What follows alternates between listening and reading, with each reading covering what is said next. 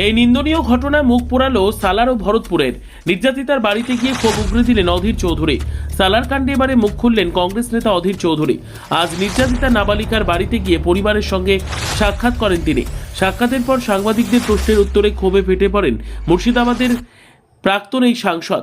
অধীর চৌধুরী বলেন, এই নিন্দনীয় ঘটনা মুখ পোড়ালো শুধু সালারের নয়, ভরতপুরেরও। তিনি আরও বলেন, রাজ্যে একের পর এক নারী নির্যাতন, ধর্ষণ, এমনকি শিশু নির্যাতনের ঘটনা ঘটছে, কিন্তু অনেক ক্ষেত্রেই ভুক্তভোগীরা ন্যায় বিচার পায় না।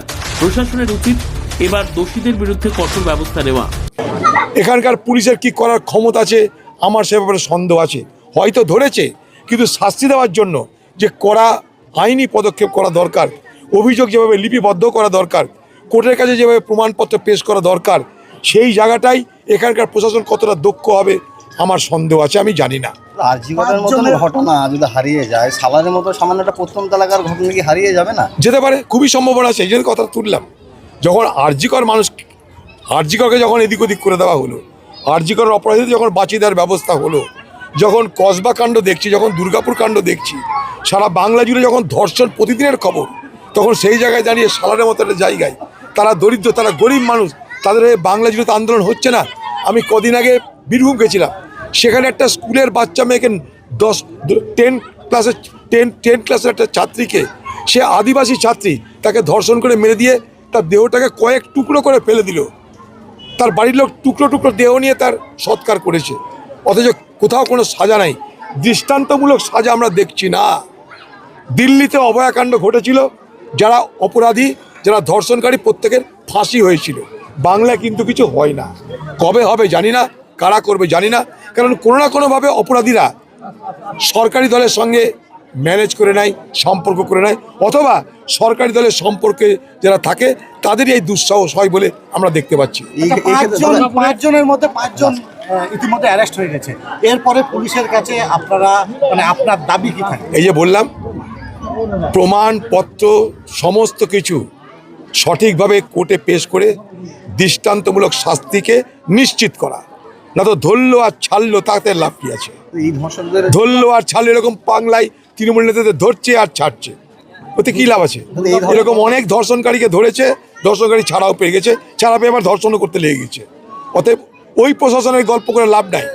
আমরা সেই জন্য বলে এখানকার প্রশাসনকে দাবি করব যে এতদিন আসামিগুলো ঘুরছিল, আজকে আমরা আসার আগে কালকে আপনি গ্রেপ্তার করলেন, ভালো কথা, অন্তত তৎপর তো হলেন, অন্তত আসবার আগের দিনও তৎপর হলেন, ভালো লাগলো এটা। এবার তাদেরকে শাস্তি দেওয়ার দায়িত্ব হতো আপনাদের, তথ্য প্রমাণ জোগাড় করতে হবে আপনাদের, কোর্টে প্রমাণপত্র পেশ করতে হবে আপনাদের, তবে তো তারা শাস্তি পাবে।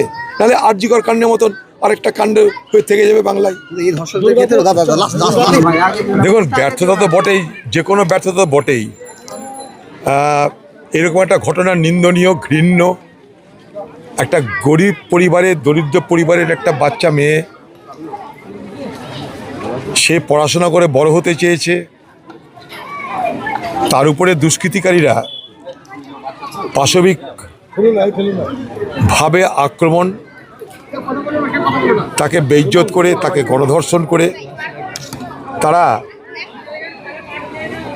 এ সালারবাসীর মুখ পুড়িয়েছে, ভরতপুরের মুখ পুড়িয়েছে, সকলের মুখ পুড়িয়েছে। আমাদের সালারের যে সাধারণ মানুষ, সালারের সাধারণ মানুষরা কিন্তু কখনোই কোনো নারীকে অসম্মান করার কথা ভাবতে পারে না। এই সালার, তালিপুর, এই বিস্তীর্ণ অঞ্চলে আমার আজ থেকে যোগাযোগ নেই।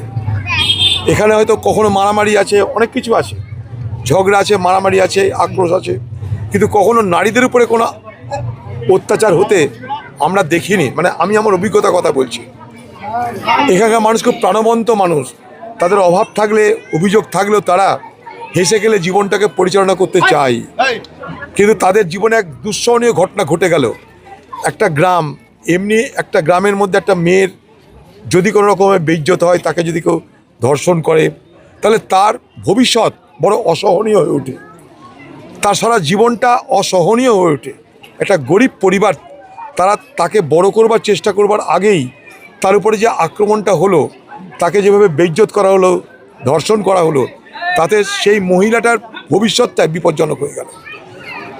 প্রশাসন ব্যবস্থা নিয়েছে, সেটা মানুষ দেখেছে। আমি বলবো না যে প্রশাসন 100% ব্যবস্থা নিয়েছে, তা নয়, তবে প্রশাসন যখন মানুষ চাপ দিতে আরম্ভ করেছে, মানুষ যখন প্রতিবাদ করতে আরম্ভ করেছে, তখন প্রশাসন এখানে সক্রিয় হয়েছে এবং এখন পর্যন্ত 4 জনকে গ্রেপ্তার করেছিল। আমরা আজকে আসার আগে কালকে আবার 2 জনকে গ্রেপ্তার করা হলো।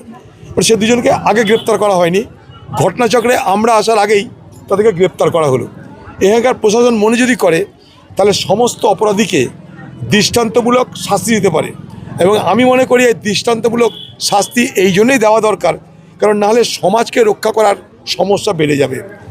সমাজ কী করে রক্ষিত? এমনও হয়েছে আমাদের এই রাজ্যেই যে নিজের ভাই অপরাধ করেছে বলে নিজের বোন তার ভাইকে পুলিশের হাতে ধরিয়ে দিয়েছে।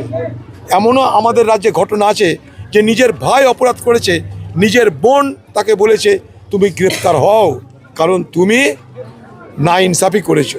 তো সেই বাংলায় দাঁড়িয়ে, সেই সালারে দাঁড়িয়ে এখানকার মানুষের কাছে আমার দাবি থাকবে যে রাজনীতি যেখানে আছে থাক, কিন্তু কথা হচ্ছে আমার ঘরের মা বোনেরা, সন্তানেরা তাদের নিরাপত্তা নিয়ে তাদের উপর আক্রমণ করার মধ্য দিয়ে আমরা আমাদের পাশবিক আচরণ যেন প্রকাশ না করি।